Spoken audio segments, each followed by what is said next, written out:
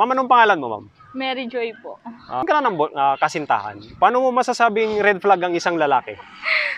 Masasabi ko pong red flag ang isang babae, ay lalaki po, kapag yung minamanipulate ka niya po sa pamamaraang hindi negative po. Kapag halimbawa po na para sa'yo po, okay naman yun na puntahan, like may gala kami ng mga kaibigan ko, tapos sasabihin ng lalaki ng boyfriend ko is, oh baka may lalaki dyan, baka lumandi ka, gano'n. No? Hindi ka pwedeng pumunta dyan.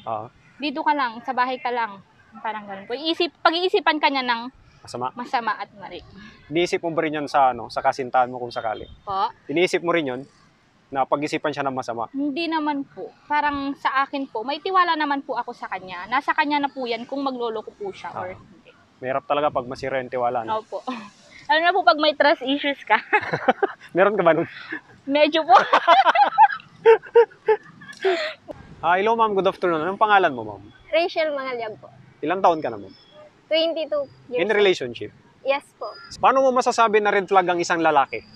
Kapag nag-a-add pa ng ibang babae,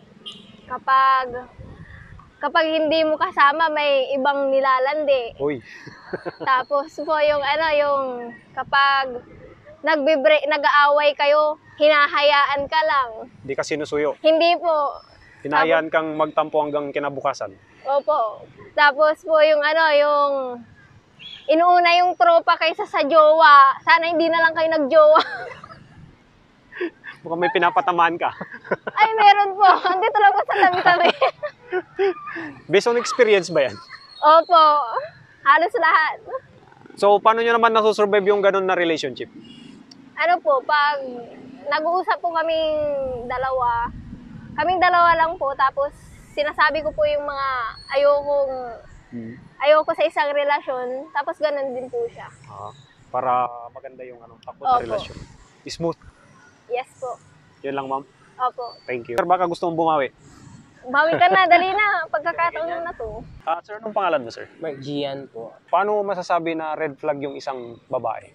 Pag nagbibigay po ng mixed signals, ganun. Pag hindi niya sinasabi straight to the point yung gusto niya, ganun. Hello, ma'am. Good afternoon. Anong pangalan mo, ma'am? Ranicel po.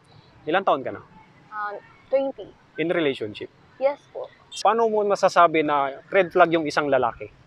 Para sa akin, red flag ang isang lalaki kapag hindi po siya family-oriented. Lalo na pag inuuna niya yung mga kaibigan niya, yung tropa niya, tapos magsisinungaling siya sa parents niya para lang pumunta sa tropa niya, ganun po. Red flag po yun. Major red flag sa akin yun. So, pagdating naman sa relationship bilang mag-boyfriend, Yes. mag-boyfriend-girlfriend, paano mo masasabing red flag yun? Red flag Sa inyong dalawa? Yung relationship. Yung relationship yun.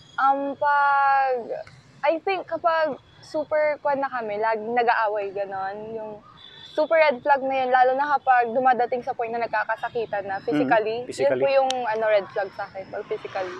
Ano ba yung madalas yung pinag-aawayan ng boyfriend mo? Yung po, parang selos. Selos? Selos. Yan lang, ma'am. Yun po. Silosa ka talaga? Opo. Sir, silosa daw Sir, good afternoon. Ano po yung pangalan mo? Good afternoon po. Ako po si Elijah Nombres. Ilang taon ka na, sir? 21 po. In relationship? Yes po.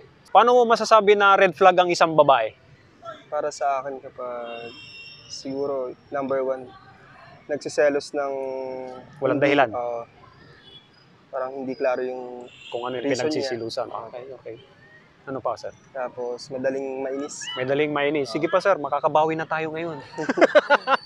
Tsaka siguro yung laging humingi ng time kahit na parang alam niyang busy ka. Busy ka, okay.